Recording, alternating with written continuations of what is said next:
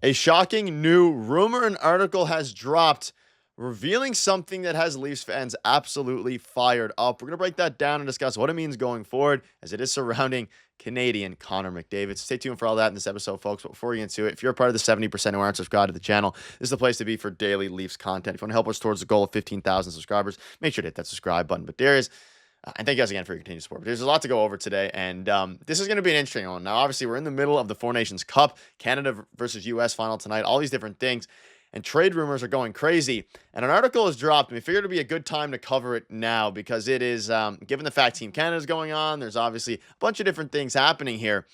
And this one is interesting. And yes, you're reading the headline correct here. And this was from last week or a week and a little bit ago. Analyst predicts Maple Leafs will sign Connor McDavid to a massive $126 million deal. Now, we'll be the first ones to tell you that this isn't a report. This is a article predicting this.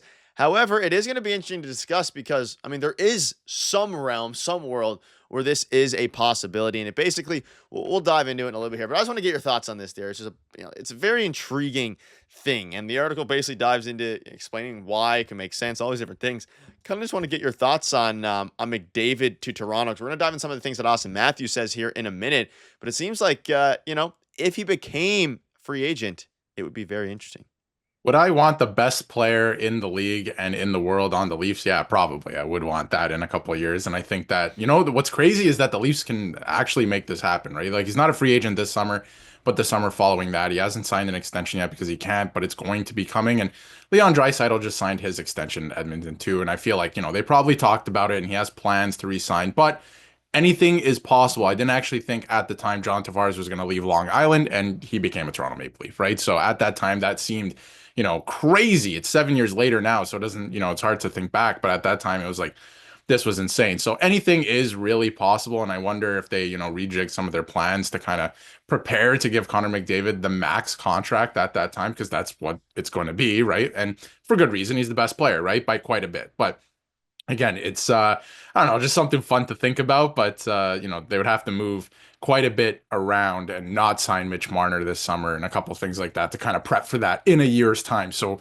are you really, open to sacrificing next season to be able to acquire this guy? I mean, like it would really fast track not even a rebuild in that way, but like just fast track, trying to win a Stanley Cup, I guess, in that way, because you would have three amazing centers at that point, or elite centers in the league. But yeah, I think it's just a fun thing to think about. If he does test free agency, which there is a chance he does, obviously you'd assume he wants to. It's not necessarily true. Assume he wants to stay in Canada. Some of the Canadian teams now. He's obviously on Edmonton now.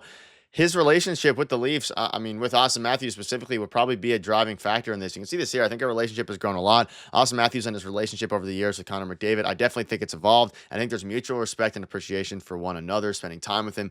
And hockey, for the most part, we talk about a lot of stuff. You learn a lot by bouncing things off of each other. I mean, he had a lot to say about him. He is who he is because of his work ethic, and he's obviously a special talent with the consistency and everything like that. I mean, he's at the point now where, again, I don't think it's a likely possibility. The most likely possibility by far, like 90% chance, he just extends with the Oilers and signs that extension, especially because, of course, Leon Draisaitl did last offseason. But it is interesting to think about because if it ever does come to a chance where he's actually available, I think the Leafs are would be the instant front runner to sign him if he doesn't return to the Oilers, simply because, A, they're still in a position to win. You'd have two of the best players in the NHL alongside each other, albeit, again, he has Leon Draisaitl over there, but they're friends, Austin Matthews and Connor McDavid, and it's a very interesting thing to discuss, and I think even though it is pretty far out of the realm of possibility, if he does become a free agent, this is going to be a conversation that is had for weeks and months until he signs somewhere. We talk about the game a lot and maybe how he sees it. Obviously, his skill set, nobody has that kind of skill set. Just hearing how he thinks of the game. He's very highly respected by everybody, but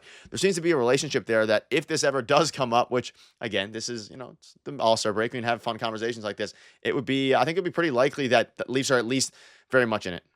Yeah, and I think Oilers fans are going to hate this, but over the last couple of years, him and Matthews have become very close. And obviously, right now, he's playing on Team Canada with Mitch Marner, and they were having a very animated conversation on the bench. So if he does not sign an extension with the Oilers this July, like the conversation is going to start. It's going to happen because the same thing happened with John Tavares, where he told, the media there, the fans and everyone, like, yeah, I'm going to think about it, right? And fans there obviously turned on him. It was a little bit of a different situation, but he was like, build me a contender, I'll stay. They didn't do that. and he left, right? So if he doesn't sign in July, the conversation is going to start about Connor McDavid to Toronto because, like you said, they're going to be the front runner. He's from here. Obviously, there's a few things which we'll go over in a second that would kind of, take away from that the fact that his family's moved away now, and I don't think he has anyone living here anymore, but obviously he grew up here, right? So I do think, deep down, if he had an opportunity to become a Leaf and they were still a contender, he might take it. But again, Edmonton has a good team. They have built a contender there, so there is those things to consider as well. But I don't know. He has, started building relationships with some of the players on the team. Yeah, very interesting. You start to think about, obviously, I mean, he's going to be a free agent pretty soon here. His cap hit is $12.5 million, and it is very intriguing to say the least. And again, his cap hit's huge. You look at the Leafs, I mean, just from the perspective of how it actually works financially and numbers wise, you'd have to definitely move some things around. You can obviously see their projected cap space in 2024-2025 is, of course, in the negative. However, they would probably, I mean, they probably won't be able to keep Mitch Marner unless they moved a crazy amount of things around. But I don't know if Mitch Marner stays regardless. I know a lot of you guys in the comments feel a similar way about that, but you can see this here. Someone needs to make a montage of McDavid hating the Leafs in Toronto. Toronto's a great place to live. No one to visit. My family moved away. Have to change schedules for them. Not sure what happened to him growing up near, but it's funny to watch. So I think ultimately, if it becomes a possibility, the Leafs are going to be all in. And I think there's going to be a lot of teams all in. It's not just going to be the Toronto Maple Leafs, but obviously hometown, the Leafs are going to have an advantage. So let us know down below if you think that there is any sort of possibility. Granted, the analysts predicted it, and analysts are never wrong, as we know. So we can just pencil in McDavid as a Leaf. But jokes aside, so it'll be interesting to see. But let's dive into a little bit of today's action here. So there's obviously a lot going on today. There's surrounding both. I mean, there's USA versus Canada. There's, of course, some other games going on. I want to get your thoughts on tonight's game. I think it's going to be extremely interesting, and I'm intrigued to see what kind of a performance we see from what's going to be a very, very ton of analysts. Elliot Freeman, everybody alike, is excited for the games today. Yeah, exactly. With what Elliot Friedman mentioned yesterday. We won't mention it on the podcast, but if you want to go check it out, check out Twitter. But yeah, some interesting stuff going down tonight. Obviously, Canada, USA. It's going to be a physical, a hard game. Austin Matthews playing with Jack Hughes. They found some chemistry there. So that's going to be fun to watch, even if you are a Canadian.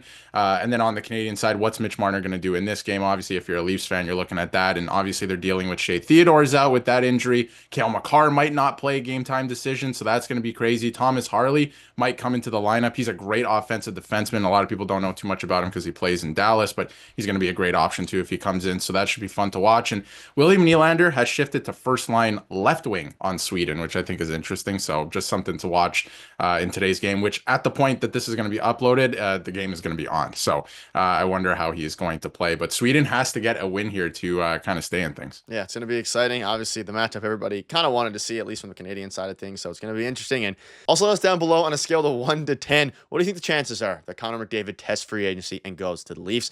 Thank you guys again for watching. See you later.